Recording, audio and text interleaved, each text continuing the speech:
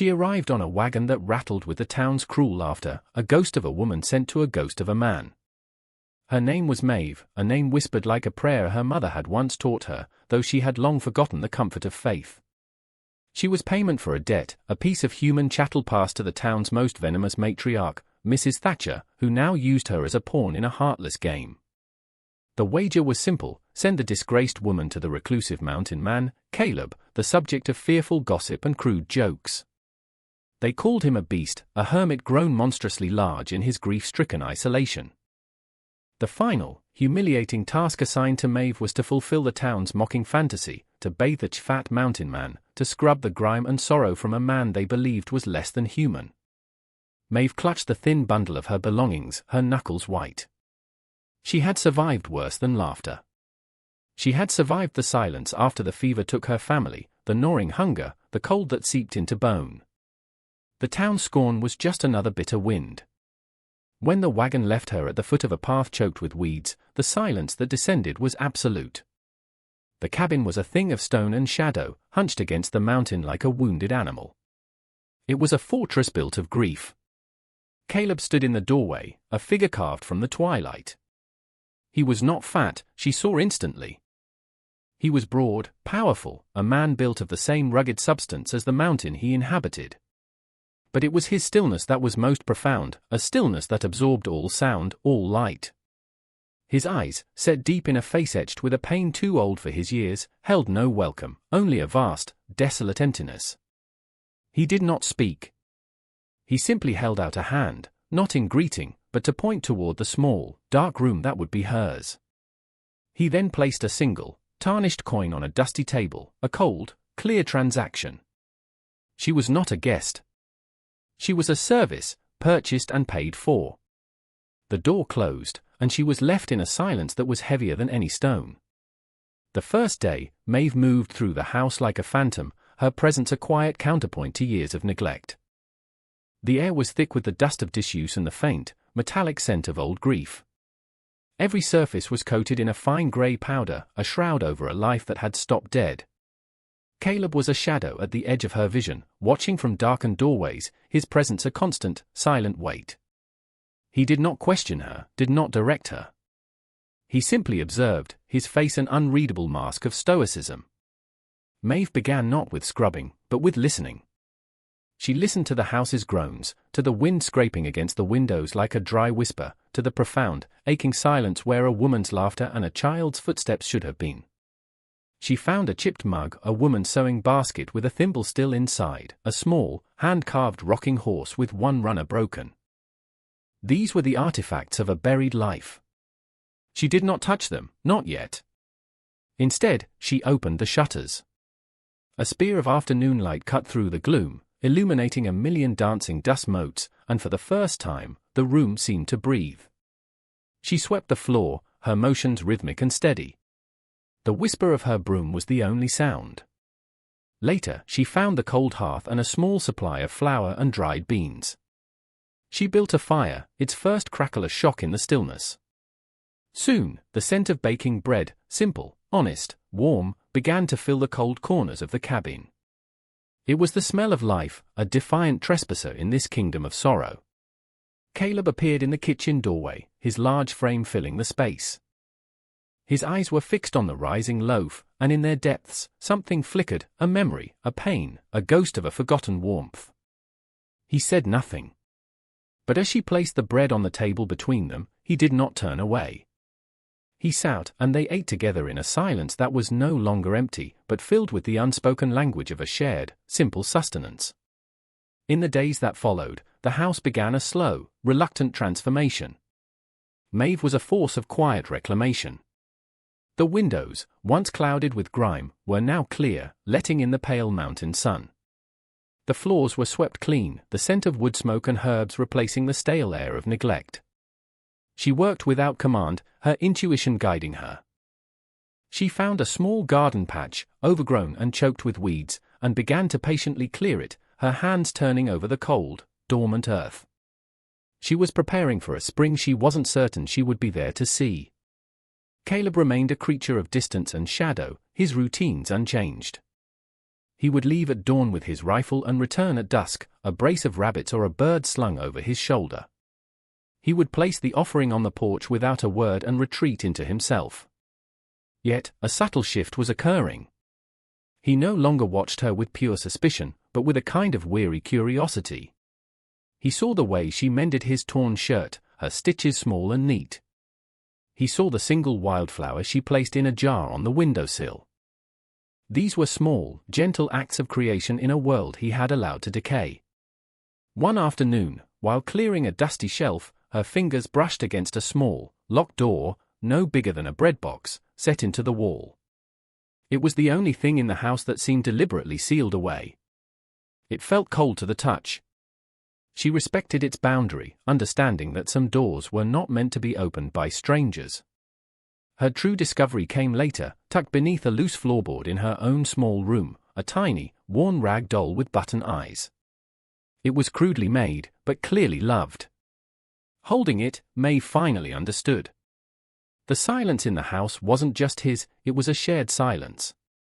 There was another soul here, a smaller one, hiding in the cracks of this immense grief.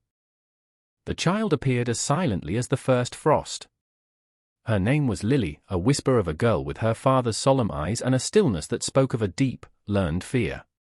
For days, Maeve had only caught glimpses of her, a flicker of movement in a hallway, a small face peering from a half-open door before vanishing. Maeve never pushed, never called out. She simply left a small piece of cornbread on the hearth each evening, or hummed a quiet tune as she worked, weaving a gentle net of safety and patience. Then, one morning, as Maeve sat on the porch step mending a blanket, the little girl approached. In her small, outstretched hand was a gift, a bird, carved from a single piece of pine, its wings rough and uneven. It was a replica of the broken rocking horse, an offering of the one thing she had to give. Maeve accepted it with a reverence that made the child's shoulders relax a fraction. "For you," Lily whispered, her voice rusty from disuse.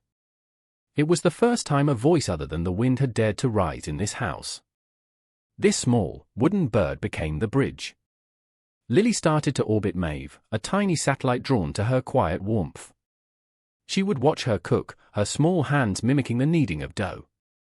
She would follow her to the garden, her fingers gently touching the new green shoots. The house began to fill with small sounds, the patter of Lily's feet, her soft hums, the occasional, hesitant question. Caleb watched this fragile alliance form from his usual distance, his face a landscape of conflicting emotions. He saw his daughter, who had been a silent ghost since the fire, slowly unfurling like a frozen bud. One evening, as Maeve tucked the worn blanket around the sleeping child, Lily's eyes fluttered open. She looked not at Maeve, but toward the dark corner where her father sat today. "Can you ask the sun to come back in Papa's eyes?" she murmured, her voice thick with sleep. The question, so simple and yet so profound, landed in the silent room like a thrown stone, striking both adults with its devastating clarity. Maeve's heart ached, and across the room, she saw Caleb flinch, as if struck by a physical blow. The storm came without warning, a furious onslaught of wind and freezing rain that turned the mountain into a churning sea of grey. It was as if the turmoil brewing inside the cabin had finally summoned its twin in the sky. For days, the wind howled, scraping at the walls, a relentless, shrieking lament. Inside, an even more dangerous storm was gathering. Caleb, caught out in the initial downpour while checking his traps, had come home soaked to the bone, his body racked with a deep, shuddering chill. At first, he ignored it, his stubborn pride a shield against any perceived weakness.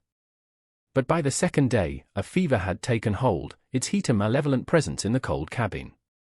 He lay on his cot, his breathing shallow and ragged, his skin radiating a dry, burning heat. He was a mountain succumbing to an internal fire. The deep, jagged scar on his forearm, an old burn Maeve had noticed before, was now an angry, inflamed red, the source of the poison spreading through him. Lily was terrified. She huddled by the hearth, her small face pale with a fear that was clearly not new. She had seen this fire before. She looked at Maeve, her eyes wide with a desperate plea that needed no words. Maeve knew this was the crucible. This was the moment the town's cruel joke would have to be confronted, not as a mockery, but as a desperate necessity. The fever was climbing, and Caleb had begun to murmur deliriously, his mind trapped in a landscape of smoke and shadow. His large frame, once a symbol of unbreachable strength, was now alarmingly vulnerable. To break the fever, she had to cool his body. She had to remove the sweat-soaked layers of clothing. She had to see what lay hidden beneath the fortress of his flannel and denim. It was a violation of the silent contract they had established, a crossing of a boundary that felt as sacred and dangerous as that locked wooden box in the wall. But Lily's terrified gaze gave her no choice. Survival had its own brutal logic, and it demanded intimacy where none had been offered. Maeve moved with a grim, steady purpose.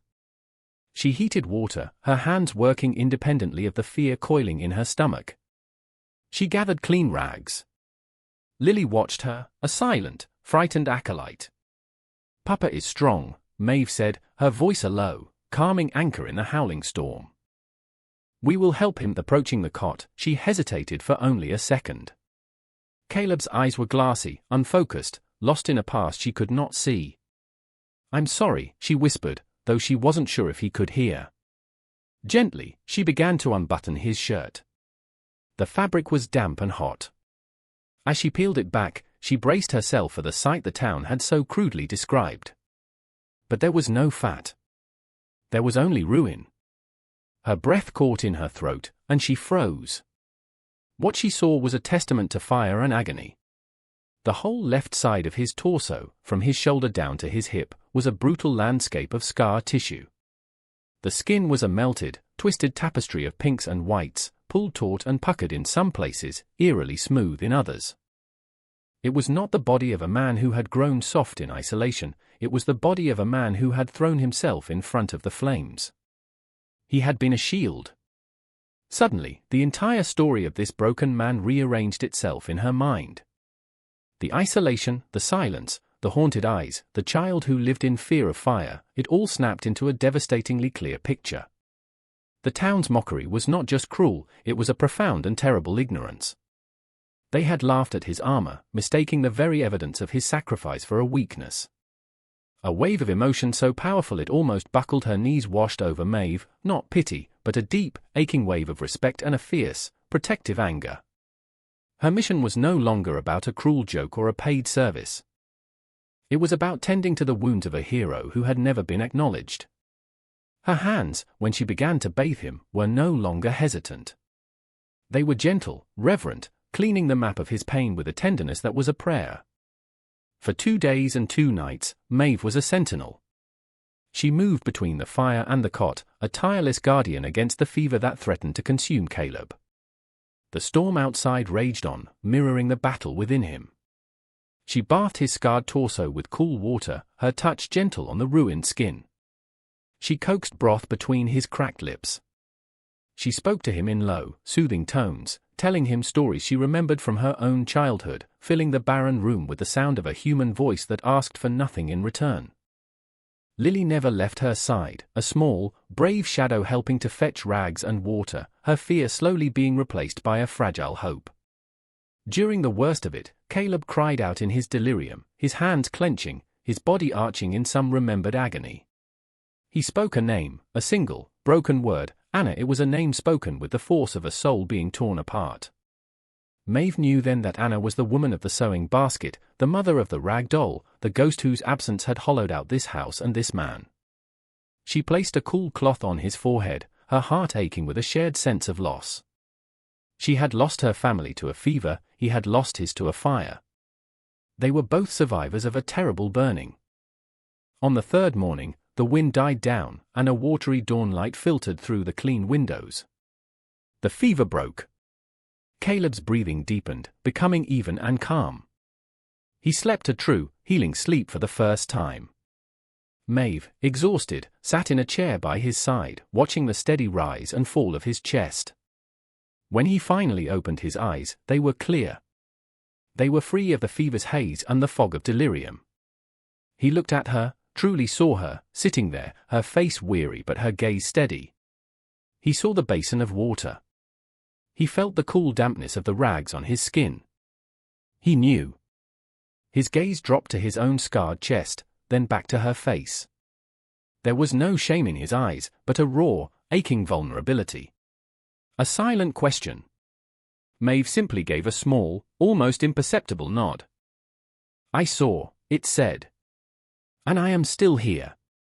The first trip to town was a necessity. The storm had depleted their meager supplies, and Caleb, though still weak, was determined to provide. A new silence had settled between him and Maeve since the fever broke. It was no longer a silence of distance and suspicion, but one of shared experience, of a deep and unspoken understanding. He had looked at his daughter, truly looked at her, and seen the light returning to her eyes. He owed that light to the woman who now walked beside him. When their wagon rattled down the main street, the town stopped to stare. It had been years since Caleb had shown his face, and never with the ghost child in tow. But the real shock was Maeve, walking with them not as a servant, but as a part of their silent procession. Mrs. Thatcher stood on the porch of the general store, her face a mask of sour disbelief. The cruel wager had clearly been lost. "Well, well," she called out, her voice dripping with venom, loud enough for all to hear. "Look what the mountain coughed up. Did you finally manage to scrub the beast clean, girl?" The laughter that followed was thin and nervous. Maeve flinched, her shoulders tightening. She expected Caleb to ignore it, to retreat back into the stone fortress of his silence as he always had. But he didn't. He stopped. He turned, not with rage, but with a cold, immense calm. He didn't look at Mrs. Thatcher. Instead, he looked at Maeve. In a single, deliberate movement, he stepped slightly in front of her, a living shield once more. He laid his hand gently on her shoulder, a simple, possessive, and profoundly public gesture. Then, he raised his head and met the matriarch's gaze. His voice, when it came, was quiet, but it carried the weight of the mountain itself. "She is with me," he said. The 3 words were a wall. A declaration. A final, unbreakable boundary. He then led Maeve and Lily into the store, leaving the town in a stunned, gaping silence. Inside, he bought flour and salt, but then he did something more. He pointed to a bolt of blue calico cloth, the color of a clear summer sky. He paid for it and laid the heavy fabric in Maeve's arms. It was not a transaction. It was a promise. The seasons turned on the mountain, each one washing away a little more of the sorrow that had stained the land.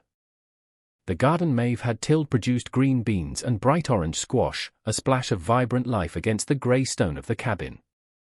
The sound of Lily's laughter, once as rare as a summer snow, became a frequent melody as she chased butterflies through the meadow. The locked wooden box in the wall was opened. Caleb did it one afternoon, using a small, iron key. Inside was a stack of letters tied with a ribbon and a single, silver ring.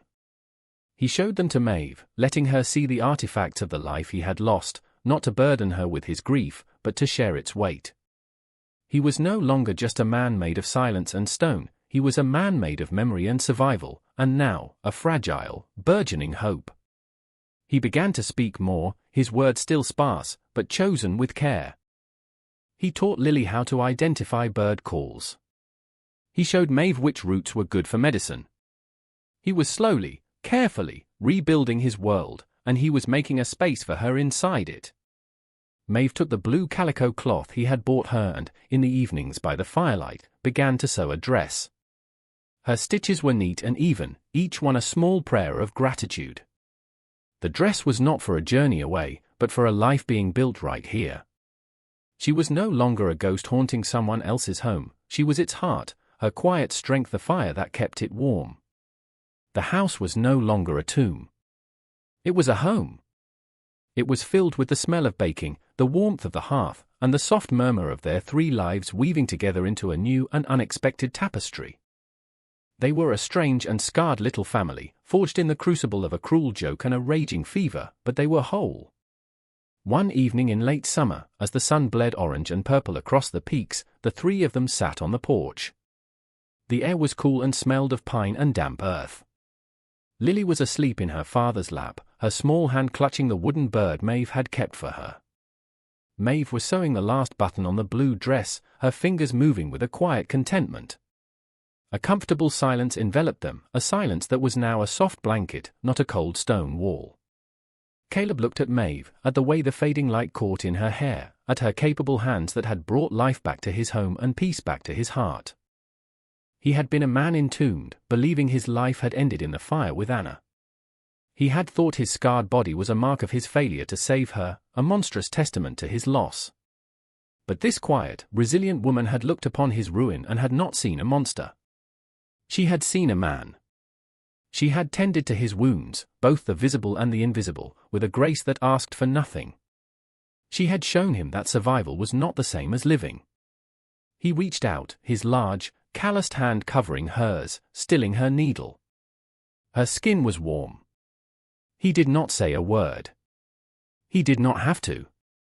His touch spoke of gratitude, of protection, of a future he had never believed he would have. Maeve looked up from her sewing, her gaze meeting his. In his eyes, she no longer saw the vast, desolate emptiness of the man she had first met. She saw the reflection of the sunset, the quiet strength of the mountain, and for the first time, a clear and steady light that was all his own. The sun had come back to his eyes.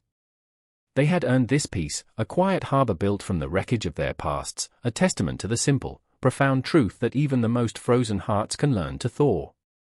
This story teaches us a powerful lesson about judging others. The town saw Caleb as a monster because of his scars and his isolation, but they were blind to the truth. His appearance was a mark of incredible sacrifice and love. Maeve, who was also an outcast, was the only one who looked past the surface and saw the hero beneath. It reminds us that people's deepest pains and greatest strengths are often hidden from view. True compassion comes from looking beyond gossip and appearances to understand the heart of a person. We see how quiet acts of kindness, like baking bread or mending a shirt, can heal wounds that anger and violence never could.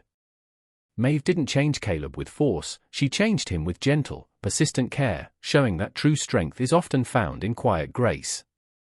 Their story is a powerful reminder to always lead with empathy, because we never truly know the battles others are fighting. If this story of redemption and love touched your heart, please like this video and subscribe to our channel for more emotional and inspirational stories. Don't forget to click the notification bell so you never miss a new video that will warm your soul. Thank you for watching.